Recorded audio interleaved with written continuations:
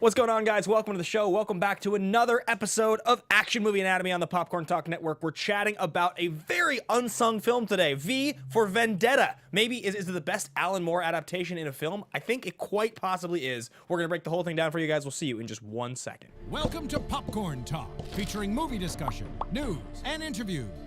Popcorn Talk. We talk movies. And now, here's Popcorn Talk's Action Movie Anatomy. Boom! Oh, there it was. There it was. If there's a day in my life this song doesn't get me hyped up, I don't know what it'll be. You're not living anymore. Yeah. This song should have been in V for Vendetta. This should just be in, like, they should just try this out in every movie. Does Still Dre work? I don't think anyone's going to call us to direct their films. We're going to put Still Dre in. Yes, I'm so excited. It's so rare that we get to talk about a film that you've never seen or that I've never seen. Occasionally this happens. I actually had held out for 100 episodes of watching this movie. You've talked to me a lot of times about how much you like it. Yeah, I love this film, and I was jealous. So I had to watch a film yesterday that I've never seen. Which was? Casablanca. Oh, right. Yeah. Which is so cool that you got to watch that movie. I know. I can't believe I've never seen it. Isn't it good? It's so good. And I think the word, we're just going to talk about Casablanca. The word curveball, it's our show, is charming. I think it's one of the most Yeah. charming films I've ever seen. That and then La La Land is very, very charming as and well. they've got like that same sort of old Hollywood. Yeah. I think Casablanca defines old Hollywood better than any movie. It just feels so much like those movie stars feel like they are what classic movie stars are. Yeah, and Humphrey Bogart is just so great. He's just so Talking great. like this. He's very still. Yeah. Yeah. I think this is the beginning of a beautiful friendship. All right, guys, we're back to talking about V for Vendetta now. So, guys, we talk action movies on the show. This is the Popcorn Talk Network, the online broadcast network dedicated to talking pop culture by the bucketful. And, yeah, we're talking V for Vendetta. There's only a few times in this show's history where this has happened. The Patriot was a film I had never seen. You had basically never seen Tombstone or Point Break. Oh, yeah. You know, it happens occasionally, but not too often. And when it does, it's exciting. It's very exciting. And I think we got a lot of really great segments today. I think people really love this film, and it is like a total cult classic action film, but it's incredibly relevant today, I think. Super relevant today. Yeah, I think cult classic's a great word to describe it, which is weird because it had a pretty big budget and it made quite a bit of money. It had a pretty big star in it at the time, even though it was a weird star. Everyone knew who Agent Smith was. Yes, everyone had seen The Matrix. Everybody but knew L. Ron. Yeah, totally. But not everyone knew L. Ron Hubbard. Yeah, not everyone knew his name. I don't understand the reference. I don't either. Scientology. So yes, we are chatting V for Vendetta, and I think there's a lot to talk about today. First and foremost, guys, we should remind everybody here, follow along on Twitter. You can find me personally at Ben Bateman Media. You can find the podcast at AMA Podcast. You can find me at Andrew Ghai on Instagram and Twitter, and you can find our Facebook fan page, which is now over 400 members, quickly going to 5 on Facebook. It's Action Movie Anatomy fan page. Yes, absolutely. And guys, we wanted to give a brief send-off to thank Marina for everything she did on the show. Yes. She's headed back to school, and we had a great time working with her, giving her fun titles every week. And I'm glad that you guys interacted and enjoyed her on the show as well. We got so much love for her on the show, so thanks for everything. Yeah, we're going to really miss her point of view, and hopefully maybe in the future she can come back and guest or something like that. But yeah, schedules and growing up and adulting and life and all that. So yes, absolutely. Moving on. So, all right, guys, we are going to get into the show. We cover action movies on this show. Those movies that we cover adhere to 4 basic rules. Rule number 1, the hero always plays by their own rules. Well, it's a dual hero. He definitely plays by his own rules. Yeah. Right? Rule number 2, the hero and the villain are always the smartest people, beings, things, whatever in the room. Definitely. He's the smartest guy in the room, always. Yeah, and the Chancellor is, I mean, he's just like pure evil with so much power. What's the line? But like not He's as evil as he is cunning. As he is cunning, a photographer with an eye for beauty. Yeah, so definitely, I think it follows both those rules. Rule number 3, the movie is driven by a police, military, political, or mercenary figure. This one misses. He's not any of those things. I feel like we should start throwing like a militia in there someday. Sure. You know what I mean? Pretty much just make it that the rule 3 always hits. So Yeah. if we miss, we always cover it. They have to be a person or animal or creature.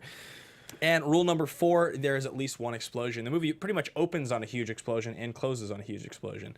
Explosions, by the way, that they built those sets down to like 1/10. Yeah. And then they did the whole thing where they make them look Fantastic. Yeah, they look great. They really do. They look really, really good. That was cool. This movie holds up really well. It does, yeah. I think it really does. The one thing about this movie that I thought was strange was I never entirely bought in on V. Like, I was never totally in on V being like Really? a badass. Like not like I didn't buy in like V wasn't a badass, but like I could see where the space existed between V being like the badass that I wanted and V being the badass that appeared in the movie, and it was only like 10%. Okay, I can see that. There was just like these moments where I was like, I don't know, like it just feels like it's an old dude in a suit with a weird vaudeville mask. Really? Oh my God! I think that's one of those things is like this illusion of grandeur that you have when you're young, when you see something, and like going back and watching, I'm like, oh yeah, he's still so awesome. I mean, definitely very cool. I in no way do I mean that like he wasn't awesome, because I did think this movie was awesome. We got a Roxy Strider in the chat, Bateman. Roxy's in the chat? She's in the chat. Look at how excited he got. Yay! Hey, babe. Yeah. How's it going?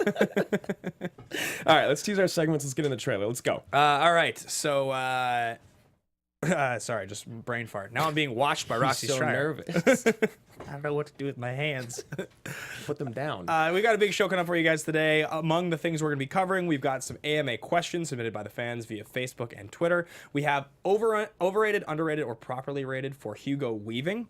We have a recast. If this film was made today, who would play the iconic character of V? Who do we think has the gravitas to play that character, that has all of the charm and that voice? And finally, we will be talking about the faceless greats, people who brought a tremendous amount of greatness to their role while only seeing their face a little bit or not at all. And those are some of the segments we're going to be doing today. So let's get into our first segment of the day. But before we do, let's cue the trailer. For sure. Someone said he's not a badass, so they agree with you. I am.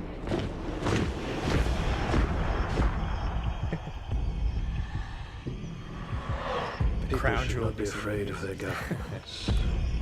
Governments should be afraid of their people.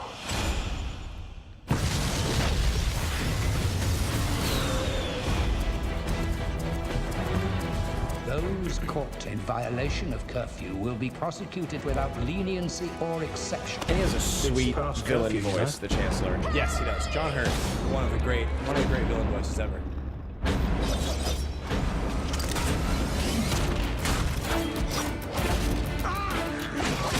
I found it strange that in the first encounter in the alley there, he takes those guys down, but there's very little blood or violence. It almost looks like he pushes them into the wall or throws them. And then as the movie went on, terror is foul. He just like slices people up. Understand what terror really This was like a very... Well, yeah, we'll talk about it. We're working on several leads. Her parents were detained when she was 12. It was like those black bags erased them from the face of the earth. You have one chance. I love Natalie You Portman must tell us so the much. whereabouts of codename V. She's gorgeous. Yeah, she's incredible. If our own government was responsible for the deaths of 100,000 people, She's got a pretty sweet career. those who are responsible will be held accountable. The time has come for you to live without fear. I'm ready. This trailer's Convict sick. stands on the edge Good of a trailer. cliff. 06. It's about the right time. Kill him. My turn.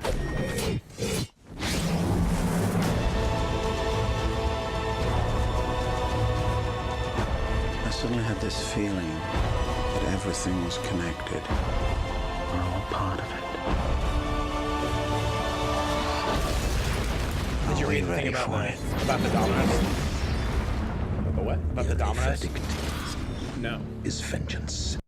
They had to have 10 professional domino setter-uppers. Dominists. Setting that domino set for 20 hours before. Just to push it down for the trailer? Is it in the movie? Yeah, it's in the movie. Yeah, it's in the movie. I remember now. But it's a strange moment in the movie because you're like, did V really just set up all of these When did you dominoes in the do shape of a this? V? I mean, he does just like live underground. I for a know, long but like time. they took 10 people 20 Look, hours. man, don't discount the guy, okay? He has super speed and reflexes. Super speed stacking. So, guys, that was the trailer for V for Vendetta. I did forget, by the way, to tease something in our teased segments, and it's exciting. So, before we get fully into these statements, I want to let you guys know, next week we are going to for the very first time ever, be covering an action comedy. We're doing it. We've talked about it for years. There's a small list of ones that we've talked about a lot of times on here, guys, and we are going to be covering one. So we'll be teasing those at the end of the episode, probably putting them to vote. But stay tuned Did for you the remember pitch. the fourth one?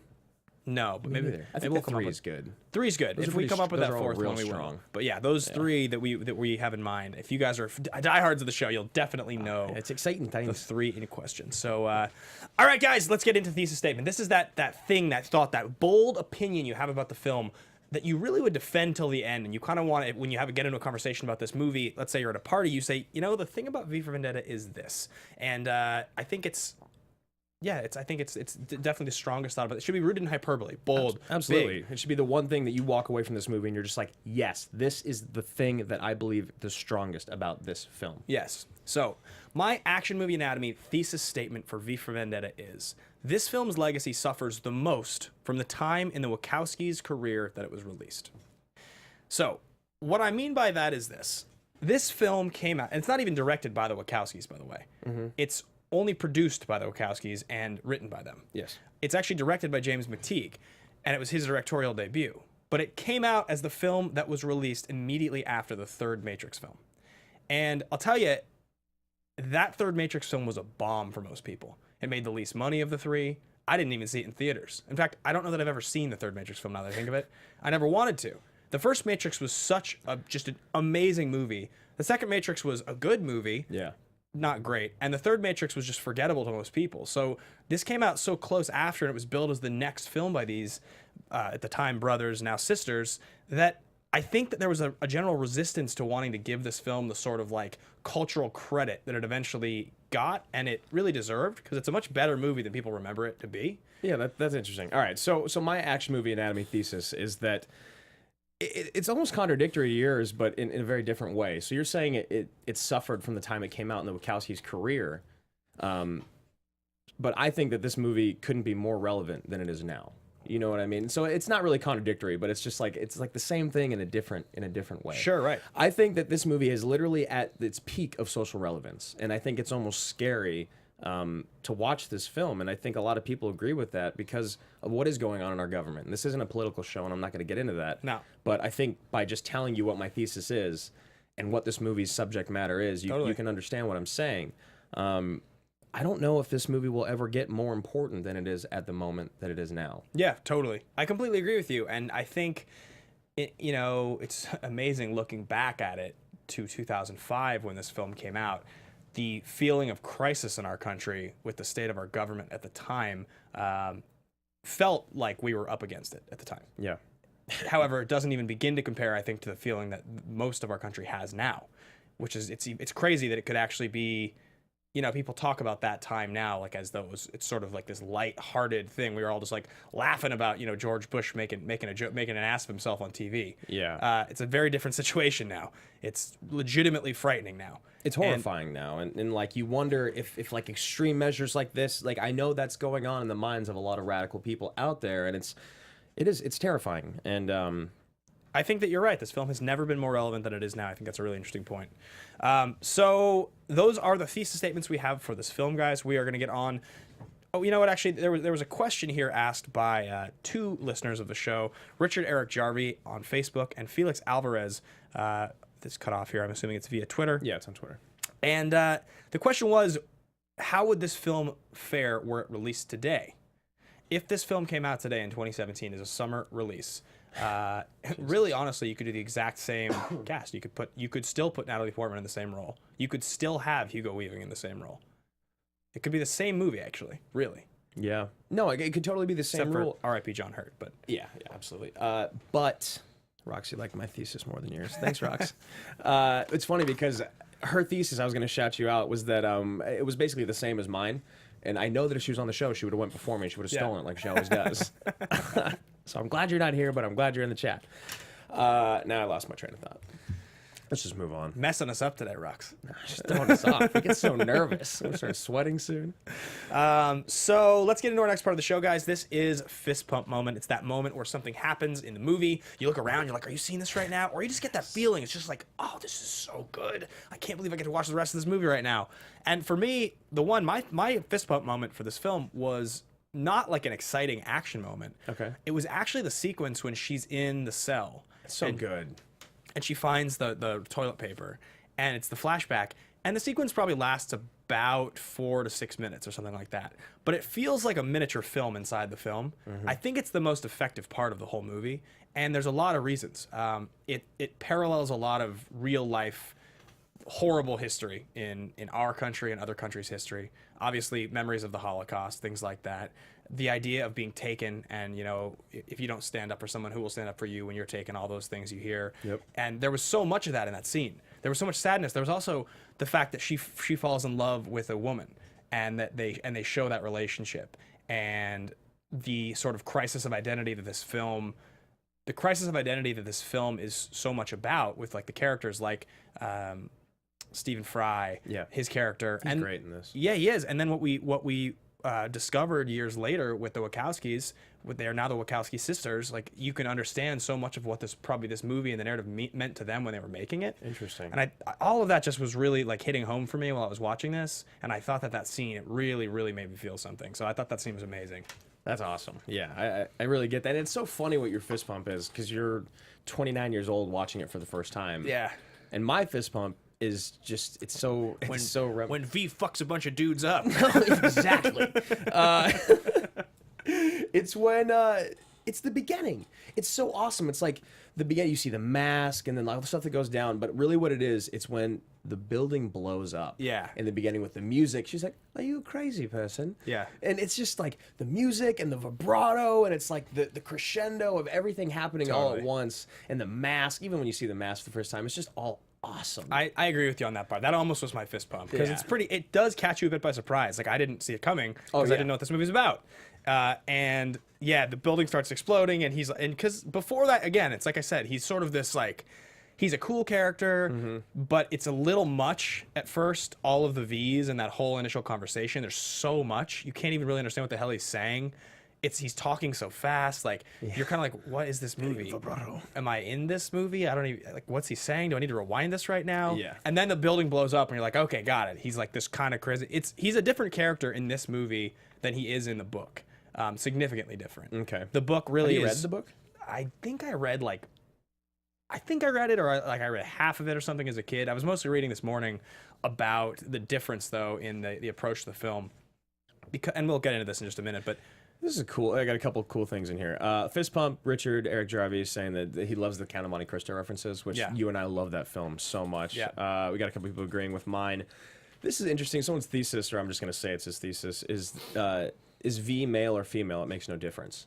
You know That's a good what I mean? point. Yeah. Yeah. I mean, really, it doesn't. Like, the voice clearly defines that it's a male, I think. Yeah, but it doesn't have to. Yeah, it doesn't have to be. But yeah, I think that's an awesome thesis. I never even thought about that. Yeah, that's rad. So I want to get into a fun little segment that I thought about here, and I think someone actually, it was Paul Oyama, I think, on Facebook. On the Facebook group? And he kind of just threw this out there, and he's Big like, shout, guys. If you propose segments on the Facebook group and the Twitter, they make it on the show now. Oh, There's so many of them now that we get to bring almost all of them onto the show in one form or another, 1 week or another. So get on that Facebook group. Go join it. Yeah. It's the conversation's like 30, 40, 50 comments long on every thread. Yeah, every segment that we're doing today is inspired by fan discussion on either the Facebook or Twitter. Yeah. Yeah. So Paul was talking about the faceless greats. People that are just like, you don't see their face much, or you don't see it at all. Yeah. But they are incredible in their performance, and they are memorable. And who are some of your favorites? I mean, going back in time, you have so many. Darth Vader is one of them. Oh, Vader. He's maybe the all-time greatest, honestly. He's the most iconic villain in the history of movies. It's so funny. You and I were just riffing this before the show. We didn't even mention it. Yeah, it just came to me right now. We would have been idiots if we didn't say that. I mean, I think on that AFI 100 Heroes, 100 Villains list they made like 10 years ago or whatever, he's the #1 villain of all time in the history of movies. And I don't think it's... Was Lecter 2? It's always there. They're pretty always like high, 1 and 2. pretty high, yeah. I mean, it's pretty defensible that Vader is. He's... the Emperor is more evil, but Vader is just such an effective villain. Oh, he's one of the greatest. Yeah, so... that's a pretty amazing one. I mean, I think more recently we have Bane, Tom Hardy, acting with his eyes so much. Deadpool. Yeah, I mean, he's not a villain, but that's great. Yeah. Yeah, Tom Hardy in his eyes. Even in Dunkirk, he does the same thing. And Locke, it's not just his eyes, it's his face, but he's just sitting in a car the whole time. Another interesting Alan Moore, Rorschach. Yeah, totally. Jackie Earle Haley. Great actor. He's great. He was so good in London Has Fallen at that conference table. Yes, he was. And in Little Children. Ooh. Weird. Uncomfortable. And then I got a couple because I just had to throw a couple horror ones in there. Yeah. The original Scream villain was always terrifying. Sure. And, Big shout out to Marissa Serafini up in the booth who threw that one our Marissa way. threw that actually What's to up, us. Marissa? How you doing, Marissa? There she is. So quiet in the headphones, I can barely hear you. Gentle But touch. she said she's doing great, gentlemen. Kaiser Soze is one, and someone just said Gollum, which is super interesting because you had another one thinking Caesar. Yeah, I just was in general thinking that Andy Serkis. It's like you never see Andy Serkis's real face. Now, I think you see more of, definitely Gollum is very CGI. Gollum looks nothing like Andy Serkis. Yeah. You do actually see Andy Serkis acting in the movie when the You do, flashback. yeah. But as Caesar, I think it's almost more effective because you never really get any sense of the person under there, but you do get his movements. You get the shape of his face. And when you see those pictures side by side of him doing the motion capture as Caesar and Caesar's face and that sort of frown, there are such similarities in the facial structure. So I do think it kind of acts as a mask. Yeah. And he's so good as Caesar. Like, my God. Like After having to watch all those movies again last month, so good. Such a good trilogy. That's a very that's like one in 10 years I'll want to go back and watch the trilogy again, and I'll just be blown away at how good it still is. Yeah, I also got to throw in a Joyride. The Candy Cane. I've never seen that I know film. you haven't, but the villain of Joyride, his voice is awesome. I know Marissa's there with me. And then Gladiator. Even though you see his face throughout the whole movie, that moment when he's wearing the mask and he has to reveal to the Emperor is awesome. So if you guys have other great faceless greats, throw them up in the Facebook chat, throw them up on Twitter. Yeah. Hashtag faceless greats. Why not? It Sure. sounds fun. Hashtag faceless greats. Why the hell not? Why the hell not? And that does remind me actually just a little bit there, guys. Watch out for us on the Movie Trivia Schmoedown team tournament. Our match got pushed by a couple days because did? Well, yeah, because there's the Glow match going on this Friday now.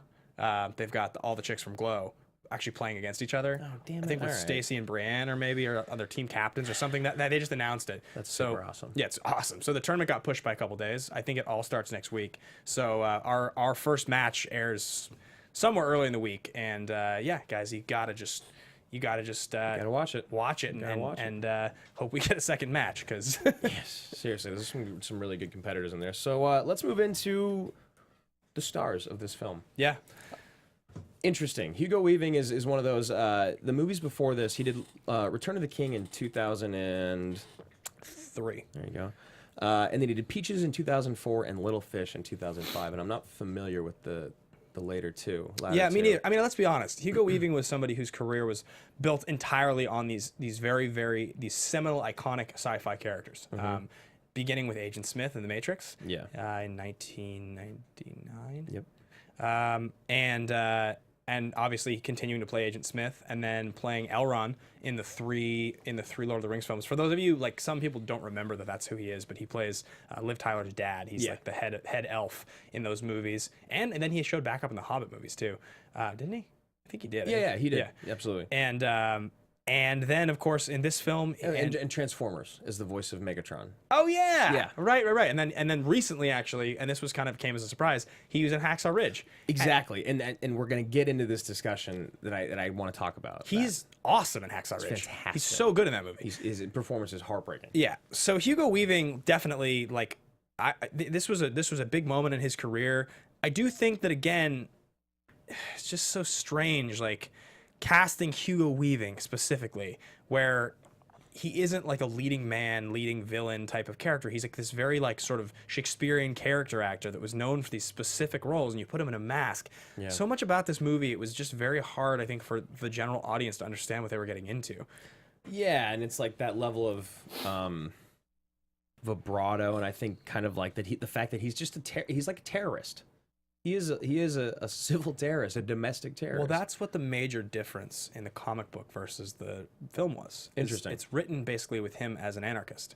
His goal is anarchy. His goal is not. It's not this, like, fascism and anarchy. Those are words that are thrown around a lot in the comic book. Whereas in the movie, it's a much simpler story of basically a man seeking revenge to take down a corrupt government and get the citizens to rise up against this corrupt government. Right. And its story is a lot less that. In the comic, the story is much more, he is really more of a terrorist. It's actually interesting, too, Rogue One, the major rewrites for that movie, and the reason that movie, people complain that the two main characters are not built out as characters, it's because she's supposed to be a terrorist in that movie. She's supposed to be much more villainous, much more, like, way more of an actual terrorist against Evey? No, in Rogue One. Oh, gotcha. And when they rewrote the film, they took a lot of that backstory away because they wanted her to feel much more like, you know, a Disney leading lady.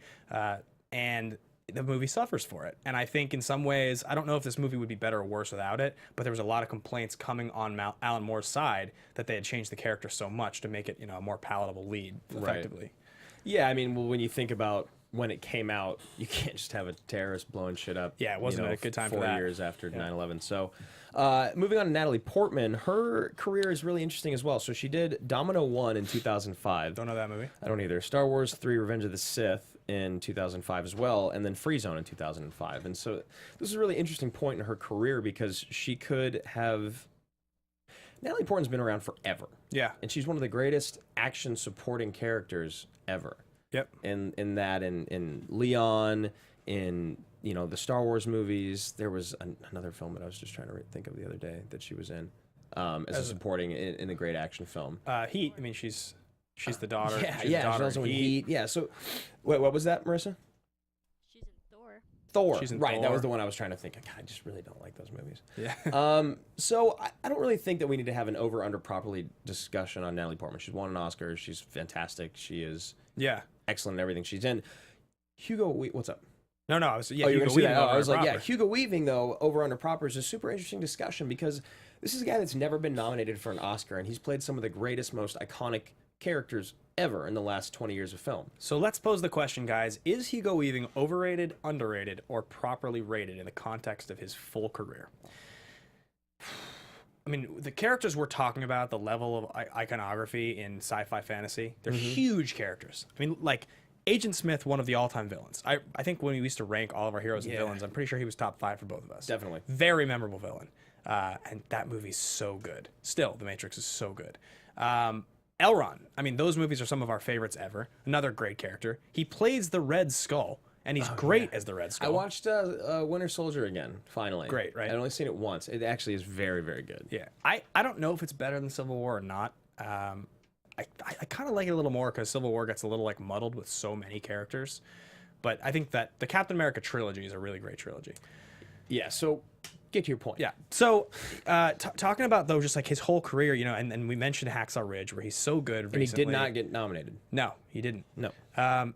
I would say Hugo Weaving has to be considered underrated. I think everyone in the chat, they do. And so do I.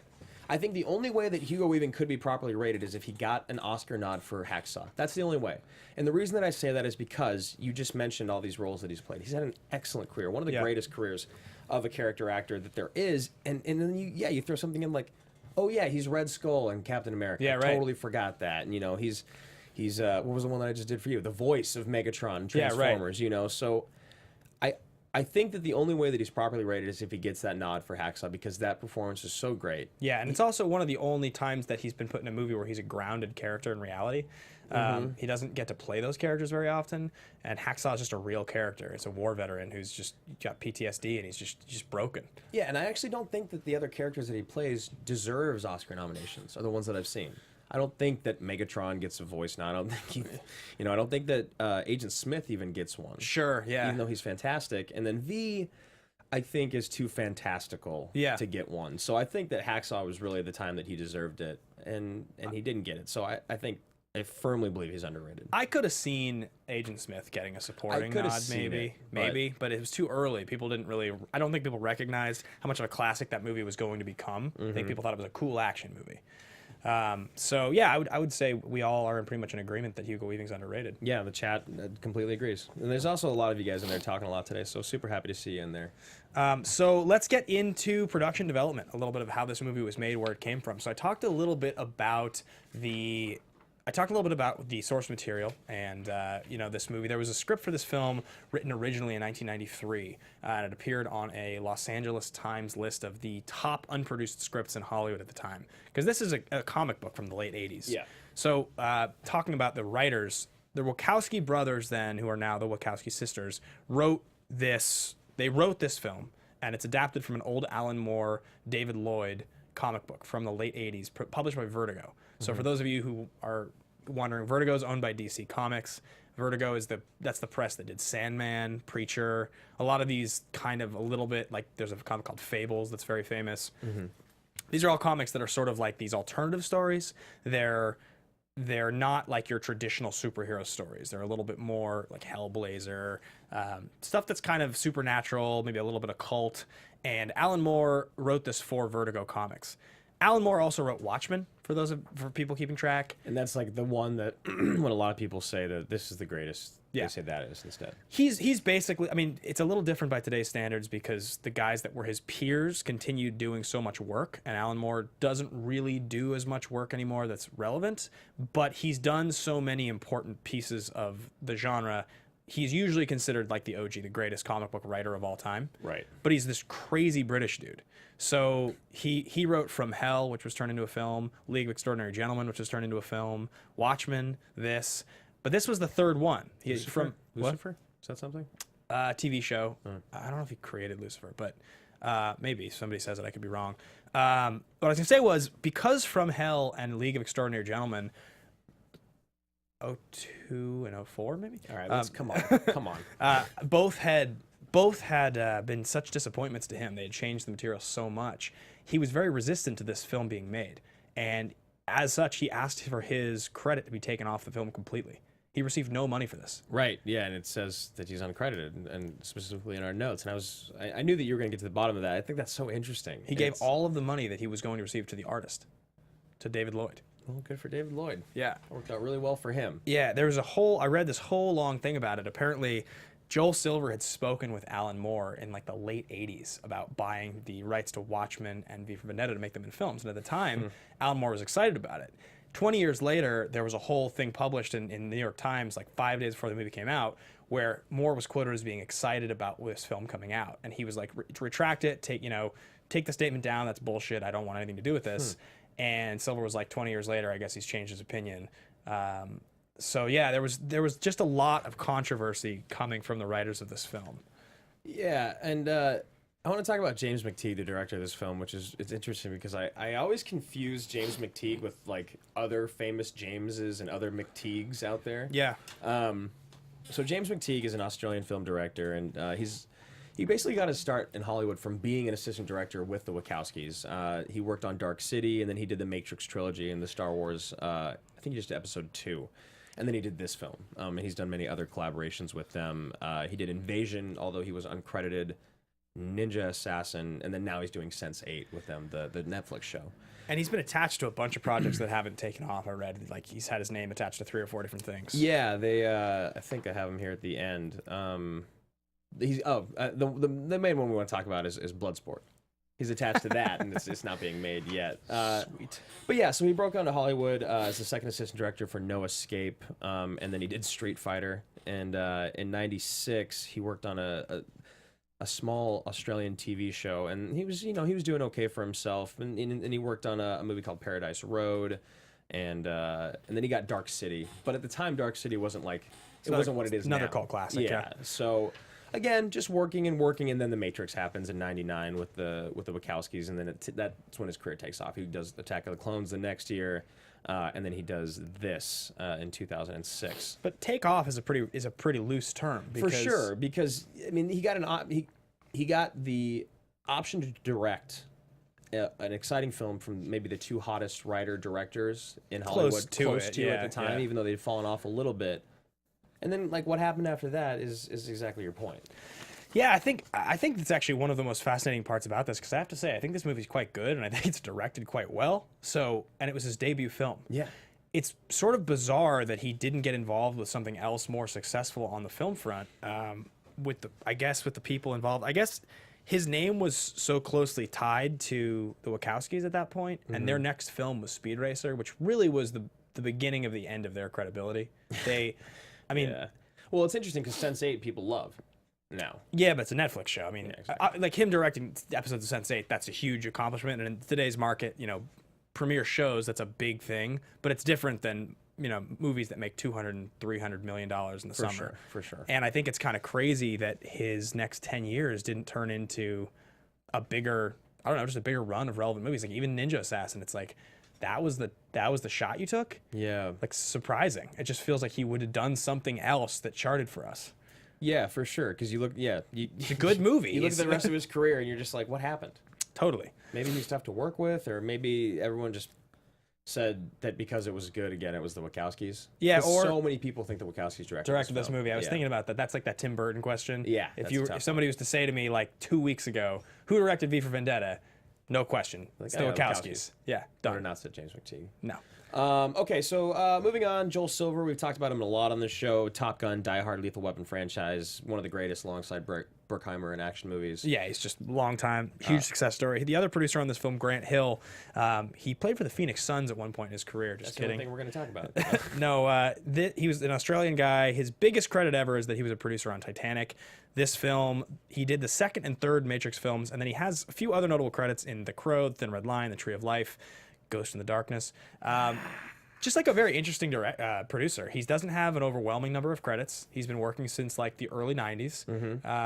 He did a few movies a year. Even now, he's got 2 things in production. And like, it's just interesting when you look at that. It's like, you would think that being involved in the size of those movies that he'd be one of these guys that has like 9 things on the docket. Yeah, and just like so much money that he can just keep producing good films. Usually or at when you least find decent products. Usually when you find these producers that have that level, like that level of film, like a Titanic and a Matrix sequels and things like that. Did you see Cloud Atlas? I never watched Cloud Atlas or Jupiter Ascending. I missed them both. I didn't see those either. I actually would like to watch Cloud Atlas more than Jupiter Ascending. Same, yeah. I have no interest in watching Jupiter Ascending. Jupiter Ascending looked bad, but I've heard Cloud Atlas is interesting. Yeah, people are talking about it. I am so curious to get into Recast, by the way. Like, I really am. I think you know. I mean, there's the obvious go-to, right? Well, I don't know. That's the thing, is I think there's a few. Shout out to my boy Tom Helfrich for throwing up that Recast idea. I don't know if he's going to be able to make it through the show. So let's get into critical reception and box office. Because this movie, although being excellent, is overly rated. Yeah. And we'll get into that. So this movie cost $54 million to make. It was released in March of 2006. It grossed $70 million domestic with an additional $62 million worldwide for a grand total of $132 million. So tripling its budget. This was released in March of 2006? Yeah. But it's listed Since as a 2005 movie. Yeah. I always remembered it as a 2006 movie, always. And last night when I said that, Roxy was like, you'd lose that one. You'd get that question wrong. And I was like, why? She's like, it's 2005. That's so weird. That is really weird. Wonder why. Yeah, I was thinking that when I was reading in here, too, because it says in 2006, McTeigue made the directorial debut with V for Vendetta. Huh. As well. Maybe it was one of those movies that was released earlier at a festival. That happens a lot, like the previous year. I don't know. So it opened number 1 at $25 million, and this is where it gets really interesting. I'm going to actually go Rotten Tomatoes first. Rotten Tomatoes, all critics, top critics, and audience respectively give it a 73, 61, and 90, which kind of follows this formula that we found for movies on our show that are really, really enjoyable, but aren't like classics or like super highly critically acclaimed. But then you look at IMDb, and it's got an 8.2, which is... Yeah, for me, there's a couple things here. 90's really high. I would say 80 would feel a little bit more. 82 is like what I'd expect because it's a well-loved movie by the audience. 90's really high. I can see like an 88 for sure because of like my love for it. Totally. But 8.2 and the 149th greatest film of all time, that's crazy to me. I don't understand how... Like, that's the thing about this list that doesn't make sense is it's an aggregate list that averages together these rankings. And, like, I don't care how good this movie is or how much you're going to convince me this movie is good. 149th all time is outrageous. Well, okay, so here's the thing, is that 149 would seem so much more earned, or I guess, I don't even know what the word I'm trying to come up with. If it came out, like, a year ago. Yeah, right. You know what I mean? But it's and been out on what's for going 12 years. Yeah, and it spoke on what's happening right now in the government. Someone's like saw Trump running for president. They were like, oh my God, I'm going to make this movie. Yeah, right. And it was like, holy shit. You hit the nail on the head. Totally. Then I could see 149. It's just high, and I love this movie. Yeah. Yeah, totally. I don't know. We talk about this a lot because obviously, like, ranking a movie properly out of the top whatever is like just a very difficult thing to do. Yeah. I don't know where this movie's actually supposed to live. Like, is it the 740th greatest movie of all time? I don't know. But all I know is when you start thinking about how many movies have been made in the history of the world, and I think some of this, you know, there was a criticism of IMDb at one point of the people that were ranking the movies and rating the movies being a lot of like comic book obsessed movie nerds living in their parents' basement. This was like a decade ago. This was like the common knock on IMDb. Right. That's not the case anymore. No, but unfortunately, at the time this movie came out, and IMDb rising to prominence at the time, this is exactly the kind of movie that would have come out that comic book kids would have like. This is before the huge run of comic book movies we have now. Right. I mean, look, there's a reason that in Schmoedown, when it's pick your own category, everybody picks comic book movies. There's just something about comic book movies that appeals to like the movie obsessed movie fan. Comic-Con has become the place where movie news is broken for a reason. You know, that's a world that is very familiar with. So it's not that surprising that a comic book movie, especially like an interesting one that's done very well like this, would be ranked so high. But it just, I get what you're saying. But it's just a different time, though. They hadn't made a lot of these yet. Yeah. It's interesting because it didn't make a whole lot of money. No. So it's like people didn't want to go watch it because maybe they were sick of the Wachowskis. I don't know. That's what I was thinking. I think this movie's cultural significance has suffered. Like, for instance, if I felt like people considered this movie to be what I think it could be, like the quality of the movie, then 149 wouldn't surprise me. But it doesn't feel that way. Like I said before we started the show, it feels like this movie is, in most people's mind, somewhere around the same as like Sin City, a cut above Watchmen. Like, that's like sort of the vibe this movie has, I think, to me when people talk about it. It's like that interesting comic book adaptation I saw that I really liked, that I'll always remember fondly, but would never make one of my top 100 movies I've ever seen list. Because, like, how could it? But that's not the case, clearly. Yeah. Yeah, I think it's interesting. I mean, V would not make your top 100 for sure, right? Of me personally? Yeah. No, but I mean, I also am very particular, and I just saw it last night for the first time, so it's hard to. I wonder if it would make. I think it would make my top 100. I think it'd probably even make my top 50. 50, yeah. Yeah, I mean, you definitely. love this movie. I really do love this movie, and yeah, again, like the relevance to it, watching it is just like, Jesus, it's almost hard to watch. Yep. So, moving on to favorite line. I think you guys can figure out what that is. What's your favorite line? Because mine is like, it's too easy. There's so many great ones. There's a lot. Yeah, he's got a lot of great lines. I wish I had it written down because it's misquoting his lines is like it's like impossibly hard not to do. Yeah. But it's like I'm merely remarking at the paradox of asking a masked man what his identity is. Yeah, Something like that. Yeah. And I really like that line. I love it. It's in the beginning. I mean, for me, it's that speech. Yeah. The alliteration in that speech with using the V over and over, that consonant to start words. How many takes it took? I know. Right? It's brilliant. Well, it's interesting because it probably, a lot of it was just ADR, I'm sure. All ADR. Yeah, Everything. it's all ADR. Yeah, exactly. So even then. You know they cast a different guy? Did you read that? Oh, to move, yeah. No. There was a different guy cast for the first 6 weeks of filming. So a lot of the shots in the movie aren't actually Hugo. He looks tinier in the beginning to me. I don't know why. And and he left the film. Either he left or he was fired. I'm not sure which it was. But at that point, they were like, it's fine. We're just going to ADR everything anyway. And when asked about it, McTeigue was like, yeah, I mean, I can tell, but I don't think the audience will be able to tell. It's all ADR, everything. They had tried like a contraption with like a mic inside the mask. It didn't work. Yeah. I love that the mask is like iron. Yeah, it's awesome. Yeah. It's interesting, too, because apparently in the comic book, they sometimes at different moments, they would illustrate the mask to have like different inflection. Like the mask would have it smiling or sad, like, and they thought about doing that for the film, like making a bunch of different masks. Oh, that would have been terrible. But in the end, they decided to just try to change it with lighting and all that stuff. And voice. Yeah. Like it was great. Yeah. So moving on, like here we are. We're into recast. This is so interesting to me because this is such a hard character to play, and I'm so curious who everyone has. I'm so curious who you have. Tom, I really want to know who you have because I sent him a text on the way here. I thought I'd figured it out. Yeah. So I'm gonna put my top 3 in. Okay. Because I have 3 that I really think could do this. And all for V, right? All for V. Okay. I really love Christoph Waltz. Yes. Because of just the way he speaks. He's incredible, but I just don't think he has the stature to do it. Sure. Whereas like Hugo's like a big dude. Is he or at least big? He feels like he's a big dude on screen. Lanky. Whereas Christoph feels like he's tiny on screen or on camera. And then I also, I mean, I'm just going to throw Bane in there just because. Tom Hardy. But the other one I have are Fassbender. I think Fassbender could. He's my number. That's your number 1. Because for me, when you said it, it was kind of like, how could it not be Fassbender? Right. He just feels like the obvious. He's got the sharpness to his dialect. He's got that confidence. He's got that he's got the accent. The other guy for me that I really liked the idea of was Idris Elba.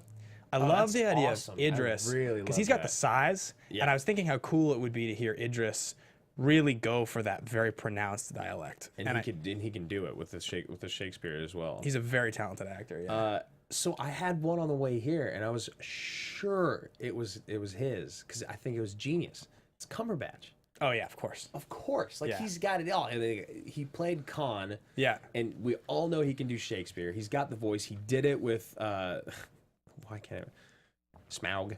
Smaug. The dragon. Like, come on. I think Benny's Dragon got it. from The Hobbit. The Anyone? dragon, anybody? He doesn't do that. No. It doesn't. So I really want to know what your guys' recast is. You can just hashtag Master Recaster like we used to do. And just let us know who you guys think would Just really... for Hugo. We're not Just recasting Hugo, anyone yeah. else. And you don't have to say who won between Ben and I, because I think they're both, Fassbender and Cumberbatch are both fantastic. Yeah, definitely. But I really am curious to who everyone has. We got, who else we got? Kevin Bacon. Clive Owen would be good. Hugh Jackman is great. McAvoy. Yep. All Brits. Wait, where is his? I want to see it. I don't see it. Yeah, so we can keep going. So yeah, that was the AMA question of the day, was the inspiration for the recast there. We are going to get into my outline here is muddled. I can't read it. Helfrich was Clive Owen. Okay, got it. Yeah, that makes so much sense. I love Children of Men so much. Can we just do that on the show soon? Yeah, I think so. I think it's reasonable. Not really an action movie, but It's got like plenty of action. That movie's great. That movie's we've amazing. like hardly talked about the action in this movie. I know a lot of people wanted to talk about the final scene Yeah, when he kills everyone. when he kills everyone. Yeah, well, I wrote some stuff down about that. So a couple things. You guys, some of you probably know and some of you don't know. So David Leitch, who directed John Wick, is the stuntman. He's the stunt double for V. So all the action sequences are done by David Leitch. And in fact, the scene when he emerges from the fire is David Leitch in a G-string with just basically fire-resistant gel on his body, literally walking through flames. So awesome. And he would have to cool his body temperature way down before doing the scene so that he didn't like burn up, and he did it a bunch of times. He does all the scenes like in that final sequence when he kills everyone. That is so awesome. Yeah, it's wild. Yeah, it's wild. Every part of it is crazy to me. Yeah, like sure, I'm gonna get naked, and then you're gonna throw this flammable, fire-resistant gel, and then we're just gonna set you on fire. We're just gonna walk through the flames. And the thing about it is that there's no clothes on you. Yeah. Because you're naked. Remember we said that in the beginning, that you're naked? Yeah, terrifying. And then that final fight sequence is really interesting because I love it. Yeah, he's moving at regular speed, and all of the rest of the guys are actually physically moving in slow motion. So that's how they did it, to make him look super fast and them all look like they're normal Without speed. having to do the thing that a lot of people complain about in Kingsman. Right. Which is like filming like this and then speeding everything up. Yeah, right, exactly. So it's two different speeds, which I think was pretty interesting. I love, too, that...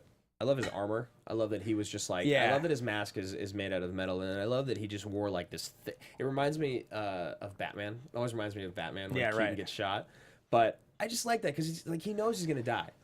That's the whole point. Right. It's got to be a Shakespearean tragedy, and it's just... I just love that moment. I love when he's like, how's it going to end? It's like with my throat or my hands around your throat. Yeah. You know? Yeah, it was awesome. It's awesome. So there are 3 action movie categories, guys. Those 3 categories are totally legitimate, totally ridiculous, and ridiculously legitimate. Totally legitimate are movies like Terminator 2 and Lone Survivor and The Departed, movies that really hold together. They feel like complete movies. You're never really laughing unintentionally. They don't have any part of them that falls apart. Totally ridiculous movies are like Face Off and Con Air, Demolition Man, like really silly movies. Independence Day Resurgence, Independence Day Resurgence, Independence Day Resurgence. And then ridiculously legitimate movies are kind of the middle category. So that's going to be like Predator, Point Break, Speed. You know, movies that we really like. I think John Wick is pretty. Yeah, John Wick is great. Yeah, and they kind of there's some ridiculous moments where you laugh. They're kind of silly. They do make you laugh unintentionally a little bit, but overall, totally in it. You're in it. There's some part of that keeps you super super engaged.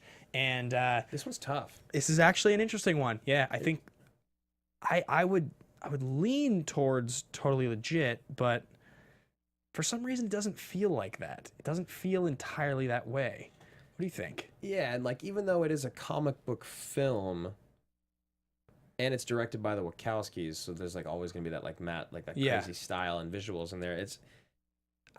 I don't know. I think for me, it's got to be in the middle category. Even though I love this film, and I think the performances are fantastic. Yeah. I think that one of the greatest triumphs of it is that it is ridiculously legitimate. That it is like sort of campy a little bit. Yeah. And that like she can say things like, "You're a crazy person," and we're all like, "Yeah, like we're thinking the same thing, girl." I think I go totally legit. Totally legit. I think so because none of the things happen in this movie. Like I don't at any point in time get taken out of the movie by those things. They all feel intentional. It never feels like they're missing the mark. I think that Hugo is like right on the edge of being ridiculously legit to me because he's almost too much at times, but not enough that it would push it into that category. For me, this movie stands as totally legit. It's right on the edge. Even with the prison thing and like keeping her captive for a year and all that. The dominoes are maybe the only thing. just Dominoes. just My name is because. Domino Javi. But I think it's totally legit, man. I think it really is. No one agrees with you. Really? Nope. Everybody agrees with you. Everyone agrees with me, including Roxy, who's back in the chat just to disagree with you. Really?